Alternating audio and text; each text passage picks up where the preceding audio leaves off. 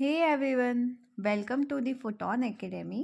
आज के इस वीडियो लेक्चर में हम कंटिन्यू करेंगे हमारा chapter that is reaching the age of adolescence. अब ये जो रिप्रोडक्शन के बाद फर्टिलाइजेशन हुई और जाइगोट बना, इससे कैसे पता चला कि वो जो जाइगोट है वो मेल होगा या फीमेल होगी। यानी कि मेल और फीमेल जब बन रहे थे उस जाइगोट से, तो कुछ तो ऐसी चेंजेस होंगे जिनसे ये पता चला होगा कि ये होने वाला बच्चा लड़का है या लड़की है। So that is determined by using chromosomes. अब ये क्रोमोसोम्स क्या होते हैं, इनके अंदर ना इंस्ट्रक्शंस होती है कि हाँ, अगर क्रोमोसोम ने बोल दिया कि लड़का है मतलब लड़का है, क्रोमोसोम ने बोला लड़की है मतलब लड़की है। तो ये इंस्ट्रक्शन जो सेक्स को डिटरमाइन करते हैं वो किसके अंदर होता है? थ्रेड्स लाइक स्ट्रक्चर, जिनको हम बोलते हैं क्रोमोसोम्स। तो क्रोमोसोम्स एक्चुअली होते क्या है, डीएनए के मॉलिक्यूल्स ही होते हैं, लेकिन वो ऐसे ना थ्रेड जैसे होते हैं, जो कि किस में प्रेजेंट होता है? उस फर्टिलाइज्ड एग में। फर्टिलाइजेशन के बाद जो जाइगोट बनता है ना, उसके अंदर क्या प्रेजेंट होते हैं? क्रोमोसोम्स प्रेजेंट होते हैं। अब ह्यूमंस में टोटल 23 पेयर्स होते हैं। 23 पेयर्स ऑफ क्रोमोसोम्स प्रेजेंट होते हैं, और ये जो क्रोमोसोम्स होते हैं वो कहाँ होते हैं? सेल के अंदर जो न्यूक्लियस होता है उस न्यूक्लियस में प्रेजेंट होते हैं क्रोमोसोम्स। तो सेक्स डिटरमाइन करने के लिए हमारी जो सेल है उसके अंदर होता है न्यूक्लियस, और उसी न्यूक्लियस में होंगे बहुत सारे क्रोमोसोम्स। अब इन क्रोमोसोम्स से बेबी का सेक्स कैसे डिटरमाइन कर सकते हैं? तो इन 23 पेयर्स ऑफ क्रोमोसोम्स में से दो क्रोमोसोम्स जो होते हैं वो कौन से होते हैं? सेक्स क्रोमोसोम्स होते हैं। तो ये 23 जो पेयर्स है वो अलग अलग काम करते हैं, लेकिन उनमें से एक जोड़ा, एक पेयर को हटा दो, वो जो दो क्रोमोसोम्स होंगे वही सिर्फ सेक्स क्रोमोसोम्स कहलाएंगे। यानी कि सेक्स को डिटरमाइन करने में उन्हीं क्रोमोसोम्स की हम हेल्प लेंगे, और उन दो क्रोमोसोम्स का नाम होता है एक्स एंड वाई। तो होता ये है कि फीमेल के अंदर वो जो क्रोमोसोम्स होते हैं वो दोनों ही कौन से होते हैं? एक्स, और दूसरा भी एक्स होता है। लेकिन मेल में जो सेक्स क्रोमोसोम्स होते हैं वो एक एक्स क्रोमोसोम होता है और दूसरा वाई क्रोमोसोम होता है। So now there are two chances कि फीमेल से, देखो फीमेल से तो हमेशा जो क्रोमोसोम्स आएगा सेक्स क्रोमोसोम वो तो एक्स ही होगा, क्योंकि फीमेल में तो दो एक्स ही प्रेजेंट है। अब जब फर्टिलाइजेशन हुई तब फीमेल के जो ओवम में क्रोमोसोम गया वो गया एक्स क्रोमोसोम, और मान लो कि मेल के स्पर्म में भी जो क्रोमोसोम गया वो था एक्स क्रोमोसोम।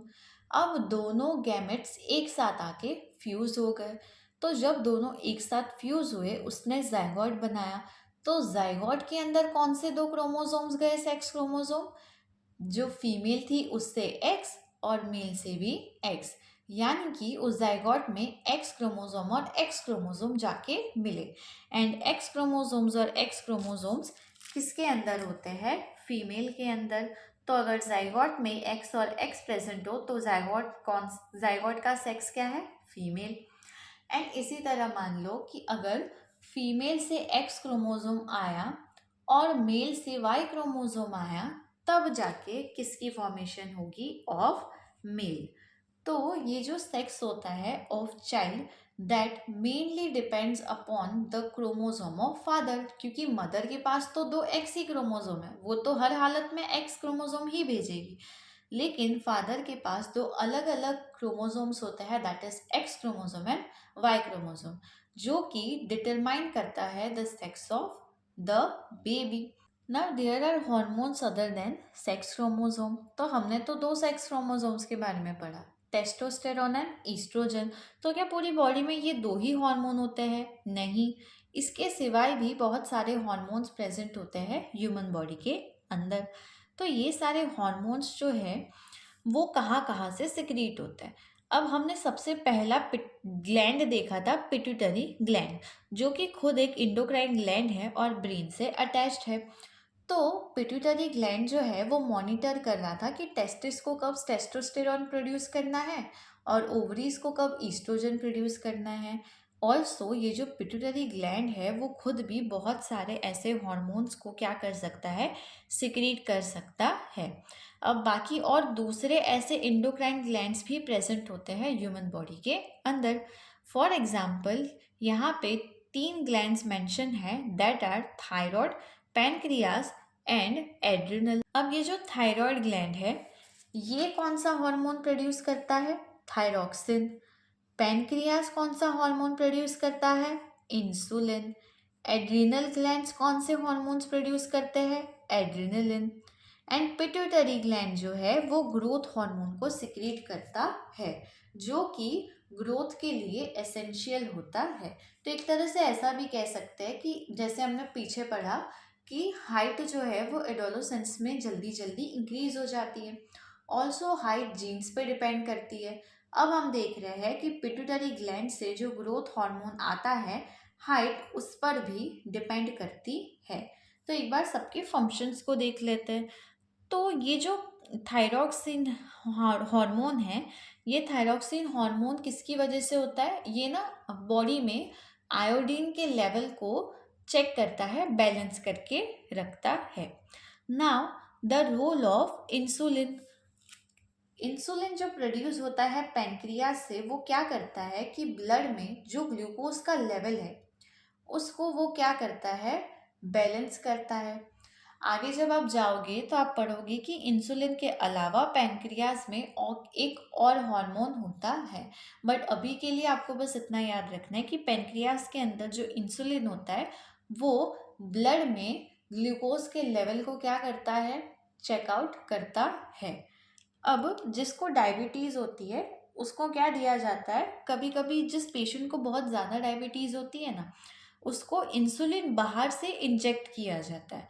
अब इंसुलिन में ऐसा तो क्या होता है, तो डायबिटीज़ में आपने सुना होगा कि उस पेशेंट को बोलते हैं कि आपको मीठा नहीं खाना है। तो इसके पीछे रीज़न क्या है, तो रीज़न ये है कि हमारे ब्लड में शुगर भी होती है, ग्लूकोज भी होता है। हम जो खाना खाते हैं उसमें शुगर ग्लूकोज के फॉर्म में प्रेजेंट होती है, और वही ग्लूकोज जब एक्स्ट्रा बच जाता है और डाइजेस्ट नहीं हो पाता तो वो कहा जाता है ब्लड के अंदर चला जाता है। ऑल्सो ब्लड को फंक्शन आउट करने के लिए ब्लड के अंदर थोड़ा सा ग्लूकोज होना भी चाहिए। तो ब्लड में तुम्हारे क्या चला गया, ग्लूकोज चला गया। लेकिन जिस पेशेंट को डायबिटीज़ होती है उस पेशेंट के अंदर वो जो ग्लूकोज है ना उसका लेवल हमेशा हाई होता है। तो इसीलिए इंसुलिन क्या करता है कि ग्लूकोज के लेवल को कम करने में मदद करता है।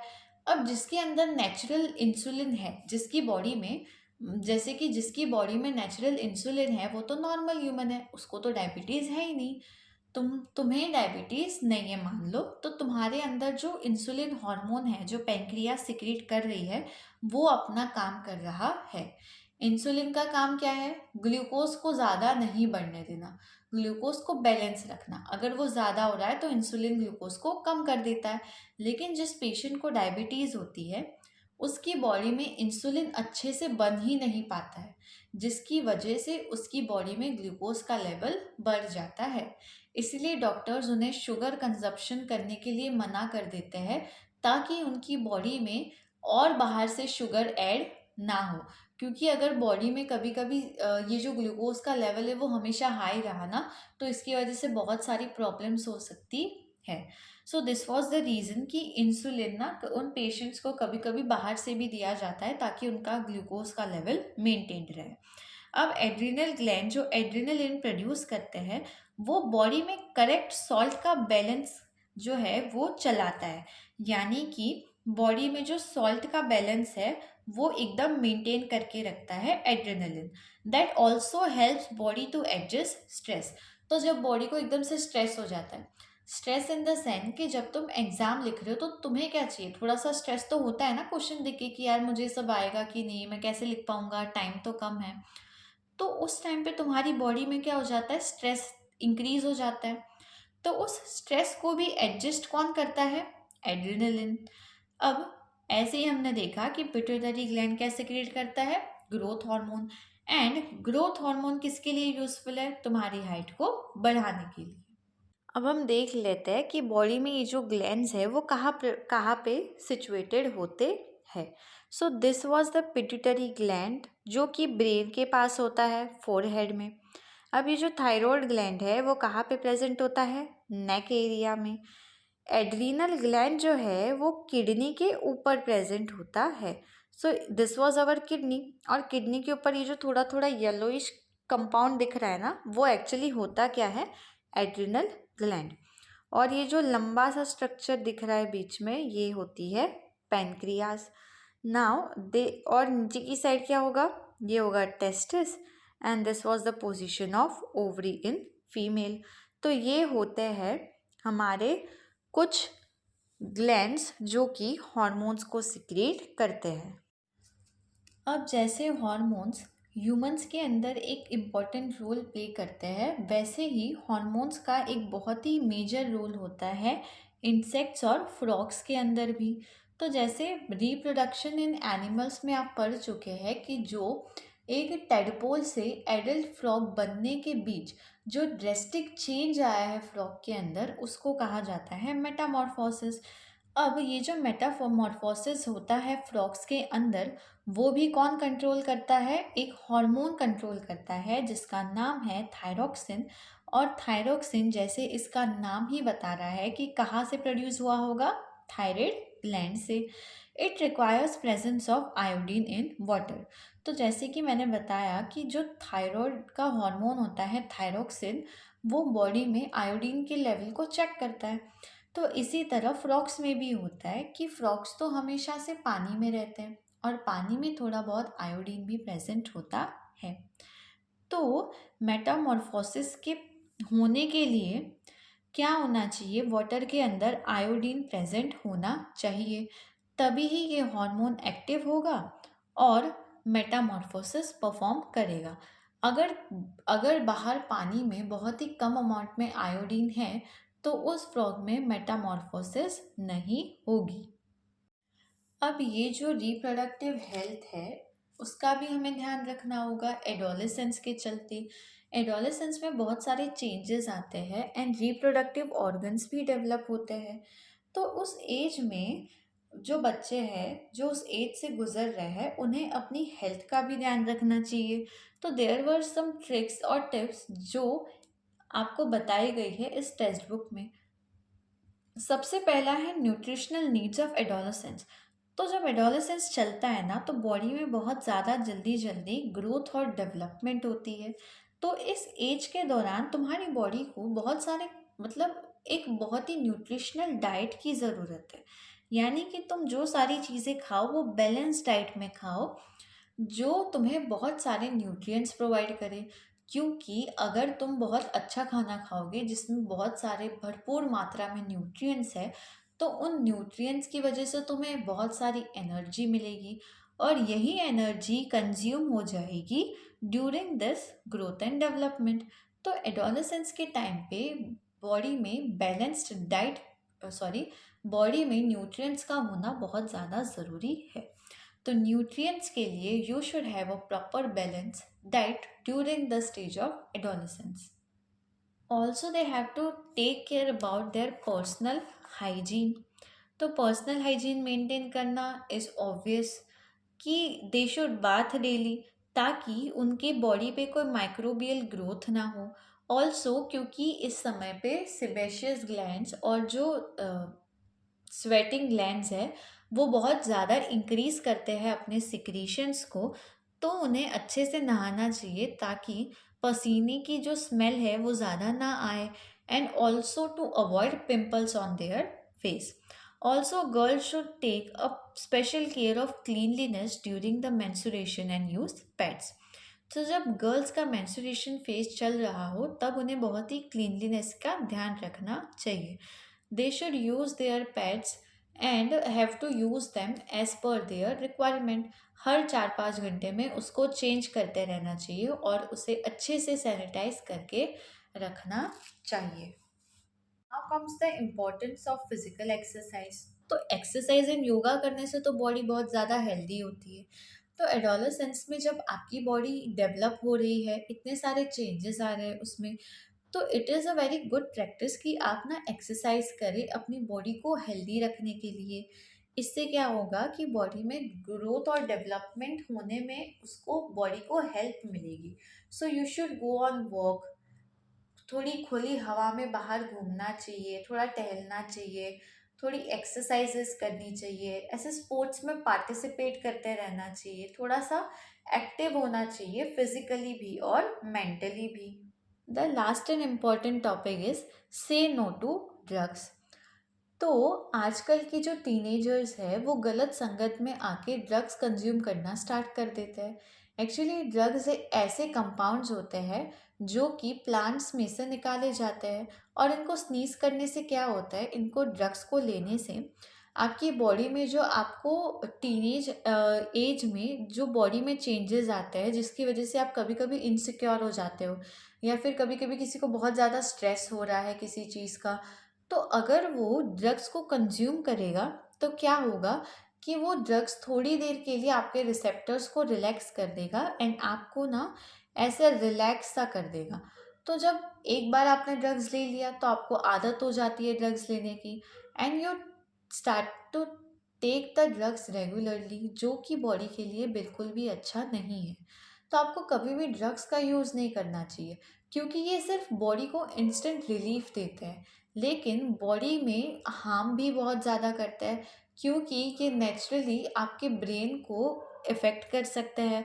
और कभी कभी तो ड्रग्स का वो जो यूजेस है वो इतना ज़्यादा बढ़ जाता है किसी किसी में कि उनकी डेथ भी हो सकती है। तो you should not consume drugs at any cost, क्योंकि ये सिर्फ आपको इंस्टेंट रिलीफ देंगे, लेकिन they are not good for your health. So you should avoid drugs.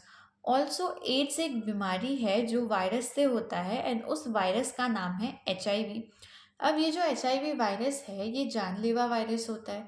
एक तो जब किसी को एड्स हो जाता है ना, तो उस इंसान को खुद को बहुत सालों बाद पता चलता है, क्योंकि एड्स के सिम्टम्स बहुत जल्दी पता नहीं चलते हैं। बहुत सारे मेजर टेस्ट से आपको पता चलता है that that person is suffering from AIDS. और एड्स में क्या होता है कि बॉडी की जो इम्यून सिस्टम है वो बहुत ज़्यादा खराब हो जाती है, एंड वो कभी ठीक नहीं हो पाती। तो एड्स एक ऐसी बीमारी है जो कि बहुत ही कम चांसेस है इसके सही होने के।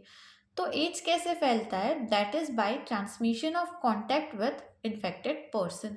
तो एड्स ना उस इन्फेक्टेड पर्सन के पास उस इन्फेक्टेड पर्सन के साथ अगर आप कांटेक्ट में हैं तो you can have AIDS. Also जो सिरिंजेस होती है, जो इंजेक्शन्स होते हैं, अगर डॉक्टर ने किसी एड्स इन्फेक्टेड पर्सन को वो लगाई है और वो सिरिंज आपको लगा दे, तो you can also have AIDS. Also अगर किसी मदर को एड्स है तो उसके पेट में जो फोर्टिस पल रहा है उसको भी एड्स हो सकता है। Also with having a sexual contact with AIDS sorry also to have a sexual contact with a person जिसको एड्स हो, दूसरे पार्टनर को भी एड्स होने के चांसेस होते हैं।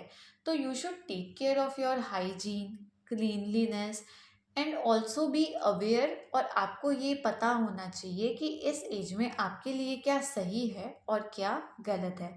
सो you should be aware of everything, you should listen to your parents, have good friends, and you should have a good company of people around you. तो ये था इस चैप्टर में। Hope you guys liked the video and understood the chapter very well. Thank you so much everyone.